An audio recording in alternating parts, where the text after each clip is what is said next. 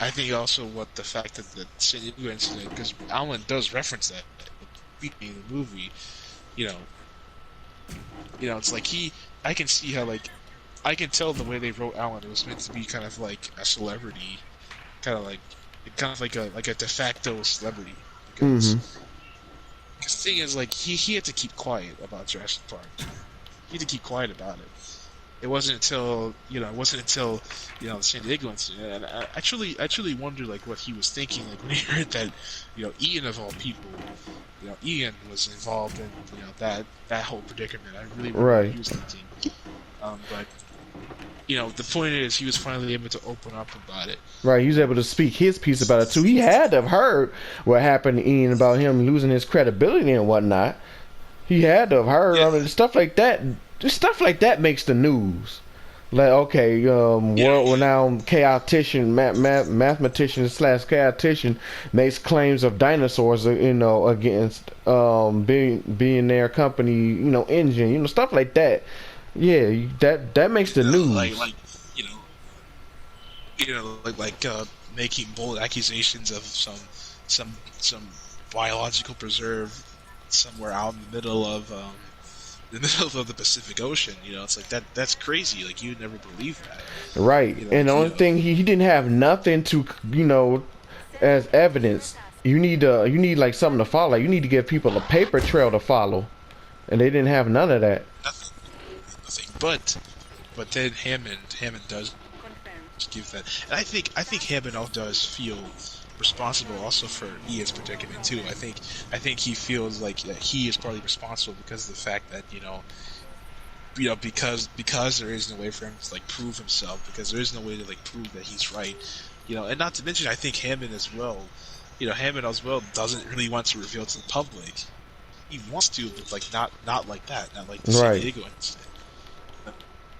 Yeah, like again, I think This that's also another the reason why he San brought Diego Ian on board is because he incident was wants. a tragic way for people to find out. Oh yeah, dinosaurs do exist. Oh, this man was right. It was a tragic way for it to happen. But imagine, I, okay, let's talk about this. Ian tried to make claims against Engine about the dinosaurs. Obviously, they disputed those claims and ended up, having his reputation tarnished. If he would have brought Jurassic Park San Diego to the light, what would the media outtake of that would have been? Like, okay, he was right all along. So does that mean that the people that he said did die under y'all care? You know what I'm saying? yeah, I mean, that probably would mean so. That probably would mean that they would look into that. Like, well, okay, like, did people die? Is this? People would be like, well, that's a dinosaur that just Right? rampaged the city. So does that mean that there were more dinosaurs that killed people? Right. And so that. I mean, and I'm sure, like Alan was drawn into it. I'm sure Ellie was drawn into it. Mm-hmm. I'm sure their names were missing, but I'm sure Tim and Lex, that was actually really interesting when Ludlow was, he, I think like he tried to bring Lex and Tim into the situation, and then Yeah, he Ian said was even just, Lex and Tim knew not to say anything. and then I think Ian quickly tried to like, tried to stop that leverage he was trying to give against them. Mm-hmm. Like trying to paint Ian as like a child, as childish. Like he's the only one that couldn't keep his mouth shut. He was the only one that really could talk. Right. You And know, here you is paying people to keep their mouth shut about the dinosaurs, but you getting ready to bring them into the public. So does that mean they don't have to be quiet about it anymore? Does that mean the little girl's family who got attacked by those compies get to speak up about it? and but the thing is they're still gonna keep them quiet. They're still going to because, I mean, let's be honest. That would be very bad publicity. That would be Mm-hmm. very bad publicity. If they were to say like, "Hey, my daughter was like attacked by one of your dinosaurs," and Like, so and they should we paid us, really yeah, trust its safety? And yeah, I think it's interesting that that Ludlow did try to bring up Tim and Lex. Like even they kept quiet, and he told he's like leave them out of this because they were just kids. Like like that's this is like kind of like adult kind of stuff here. They're just kids. Like yeah, they were there, they survived, but like it's not like would anyone really believe them? at the end of the day, right. would anyone really believe, like, a couple of kids saying, "Hey, we saw, we went to an island that had dinosaurs." No, like you wouldn't believe it. You just say, "Oh, you're just nonsense kids." Right, y'all have a really overactive imagination. Or they would be like, "Oh yeah, Yeah, that's nice." They would have got written off basically. Like adults would just adults they just kind of like play out. They're like, "Oh yeah, you did. Hey, how was it?" That's the thing. Like, they wouldn't take it seriously. But for someone like Ian, like a guy who is like Very credible. by mathematics and like theories and stuff, for someone to him say something as crazy as that, it's like, it's honestly crazy that people were not taken aback by it. Like, well, is he true? Is it possible? It's interesting. It's interesting. And I think certain characters have certain PTSD about certain aspects of it. Like I think Ian has more PTSD towards the T-Rex. Because the T-Rex almost killed him. It flung him through the whole building. That, not to mention, almost ate him while he was driving in a car. When he was on the car. I think Grant got the raptor the side of it. Like, he still studies the raptors, yes, but at the same time, on both occasions, the raptors that he admires, or the species that he admires, almost did him in twice. Yeah, Ian really didn't get a taste of what the raptors were. Now, he would in Lost World, right? He would. I'm sure he was probably thinking of the hell that Alan and Ellie and the kids went through when they encountered the raptors, because the raptors were just tenacious. When they were going after him, like that one raptor. You know what? You're right, and that's the thing that they maintain. They have this tenacity about them that, like, when they lock on to something, they don't let go. They don't give up. When you are their target, they pursue you. The reasoning is different in every movie when you think about it. Outside of Jurassic World, and leaving the Jurassic World franchise alone, huh? You got a paper dollar somewhere? Paper dollar, nah. Change ain't put to $1. There is a nickel. Say a quarter, yes. I thought it was a quarter, but no, that's a nickel right there. Dirty ass nickel.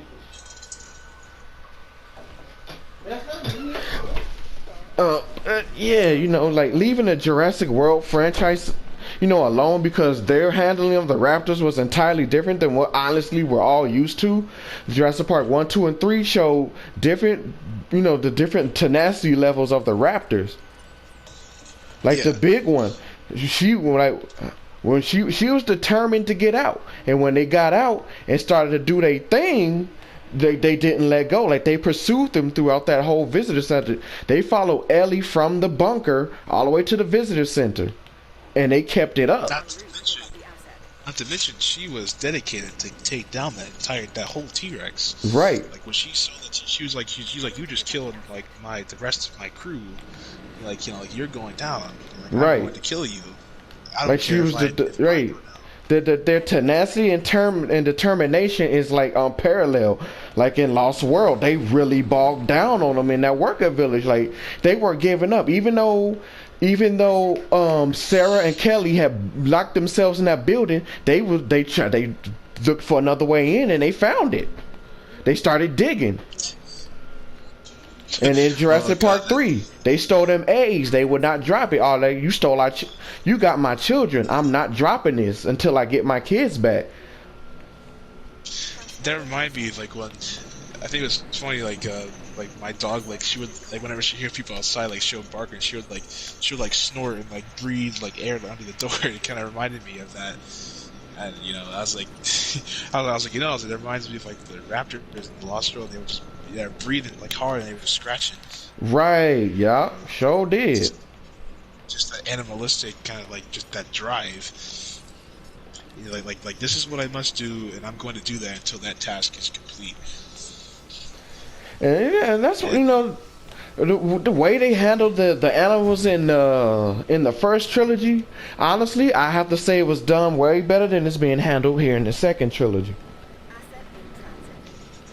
Yeah, I'd say for the most part. But that's really because Jurassic World, like, I mean, the raptors were intentionally supposed to be like smarter, like the whole like Ibis project or whatever it's called. That was called the Ibis project or whatever it is. Like that was intentionally meant to like just have like smart raptors. You know, like the Indominus intentionally supposed to be smart. You know, the Indoraptor intentionally smart. Like we're no longer like I'd say Jurassic Park is no longer about like, you know, even vaguely real dinosaurs. Like that ended in Jurassic Park 3.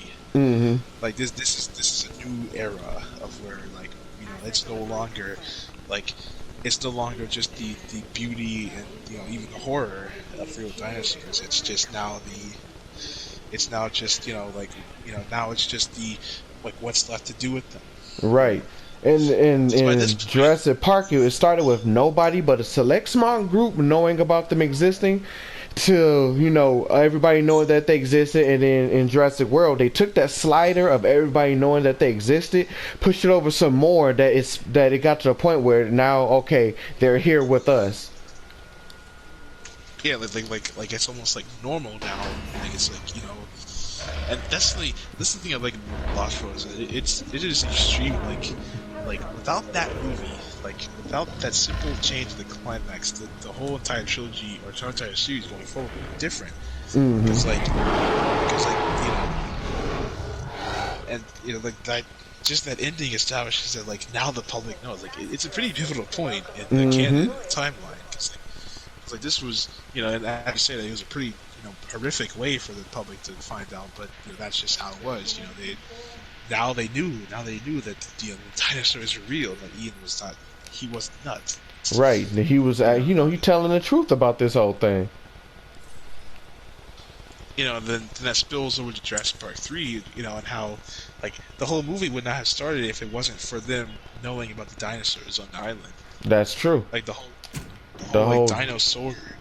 Like, the whole, yeah. Like, the whole illegal like attraction would not be there if like I mean, now sure, I'm sure some fishermen would go into like those islands thinking, oh, it's, you know, nothing here, you know. Then of course they, you know, well, even then Lost Road established that people would be spooked and they wouldn't go, right? You know, after, and I think.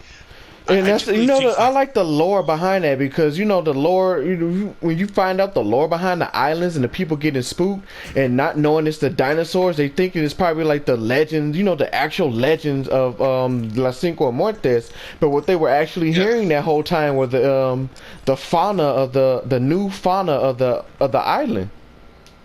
Yeah, where, you know, where's the secret operation of Engine? The Engine, that's something I like. It's just how secretive the whole operation.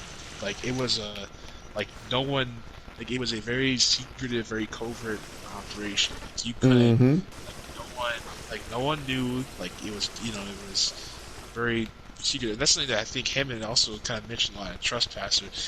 By the way, you should really listen to the Hammond memoirs. They're, you know, pretty epic. You know, even though they're not necessarily canon, they're still pretty cool to listen to. Right. Like for instance, like, you know, he mentions how, like, you know, when the workers found out he was bankrupt, you know, they just dropped their tools. They just walked off. You know, they didn't even say anything. They just walked off because he had no money. Right, you can't pay him. What's the point? Why am I working? I'm not being paid. You know, as Alan would say. But, you know, that game really did just kind of like humanize Hammond even further. Like I think Lost World really did humanize him. You know. Because like in the first movie, like he just kind of seemed like a crazy guy that, you know, that while he had good intentions, you know, he just, you know, was just arrogant and just didn't realize the situation. He didn't realize how grave the situation is in actuality. You know, like you said, like, you know, there's people like, you know, that fishermen who were thinking for this whole time these islands are just, you know, like, oh, nothing can go wrong, you know, let's go fishing, you know. And then they are attacked by dinosaurs. You know, they don't come back. You know, as Nick explained, you know, there's been stories around these parts, and then people go and they don't come back. Right. You know, they disappear. So that, yeah, like they just kind of drop out of thin air. It's like, well, what happened to them? You know, and no one really thinks. You know, because nothing really substantial happens. Like no one really thinks of it. Everyone just thinks, oh, they're just islands out in the middle of nowhere. You know, who cares? Heck, even the Costa Rican government's like, you know, like they were surprised that Injun wanted them. Like, why would you want these islands? Like Right. nothing. Like there's really no resources Like, here. what do these They're islands mean to you? Like, what is their importance? And of course, and when you're doing something like that, no, you can't really tell them what what the true purpose of the islands is for. But at the same time, I mean, like, whew. it's like he, I'm sure Hammond was kind of grinning when they asked him that, what would you want with them? He's like, well, he's like, you'll see like in a decade or so, you'll see Right. in a few years what you do, and I will say what Hammond was trying to do is not devoid of merit. He says that in Jurassic Park, Yeah, he wanted to give something. He wanted to give the people something that that was real. I think what was really tragic about him was just like the fact that he did all this, but like ultimately people just kind of look back on it as like a horrible, tragic thing. Look back on it as this like great thing that he did. Heck, even when the park was still arguably safe, even though I think it truly never was safe. Even with the fences on, like you could argue, like he just wanted validation for what he was doing. I think that's really what he wanted them to say. He wanted them to go and say, John, we really do endorse your park. You're a great guy for doing this. Right. No, like they were, now of course he expected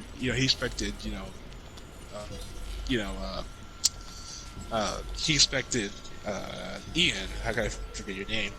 Ian to, of course, be at odds with him, because, he knows that Ian's very argumentative. It's interesting because both of them are very argumentative, especially, I think Hammond's debate with Ellie really is overlooked. Like she's a woman of action, as you can see. She's very much like Roland. She's saying, well, she's telling him, we should just like shut up and we should just like forget. We should move aside what we really want in this situation, so that we can just ensure the safety of everyone involved here. Because like because Hammond only cares about getting the players back online so that he can start over, start again, try again. It's expected that delays would happen. This is the first time anything I can say we've done.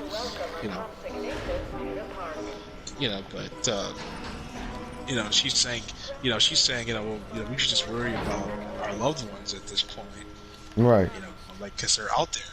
They're out there in the wilderness, essentially, with all these animals running free. Yeah, because she had to tell, she had to remind John of what was important, because he talking about, trying to make Jurassic Park a success the next time around. Your whole grandkids is out there in potential, and in potential danger. And immense danger. The thing is, I don't think Hammond.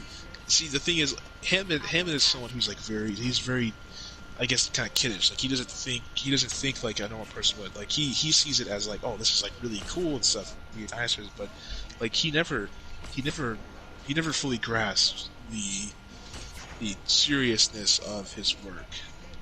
Like he never realizes that like these animals are actually quite destructive. They're quite dangerous. Like they could, because these are not creatures that have been seen by any human before. Mm-hmm. There's a reason why. There's a reason why a whole asteroid had to take them out. These creatures were the rule of the earth, and let's just say that there can't be two of us. There can't be two rulers. That's what right. we want. Like Ian said, they were here before us, and if we're not careful, they're going to be here after us. And just these movies demonstrate that. I mean, the dinosaurs always just like destroy. Like, they always just pummel like everyone. Like no matter what they try to do, like the dinosaurs always just win.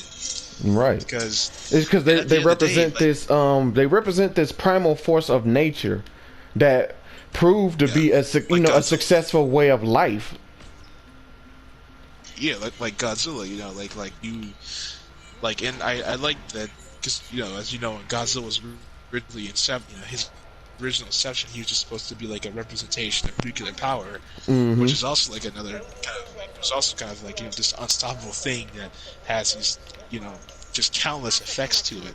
You know, but I like that Godzilla, like ever since the 1984 or 5 Godzilla, you know, to now, like he's kind of been slightly considered as like a force of nature, like something that, you know, like a Yeah, my hurricane, Dead a by tornado. Daylight finished installing. It did that earlier this morning. But yeah, Like that a, like overall, like the Jurassic Park franchise is like, okay, it's pivotal. That's the word I want to use. It's pivotal.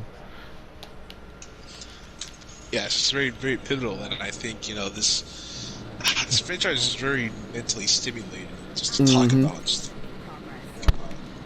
you know, because you know, like him and like just him and like, as a character is just so much to talk about. I mean, he's not a bad guy, you know, he's No, not. You know, he just, it's like Alan Grant said in the third movie. A lot of bad things happened with, with good yeah, intentions. He had good intentions, just a lot of bad stuff happened. yeah, yeah. That symbolizes really his character. Just one quote, you know, some of the worst things imaginable have happened with the best of intentions. Right. You know, and like that's just the way it is. You know, like he didn't want anyone to get hurt. You know, neither did Nedry. Nedry didn't want Jurassic Park to fail.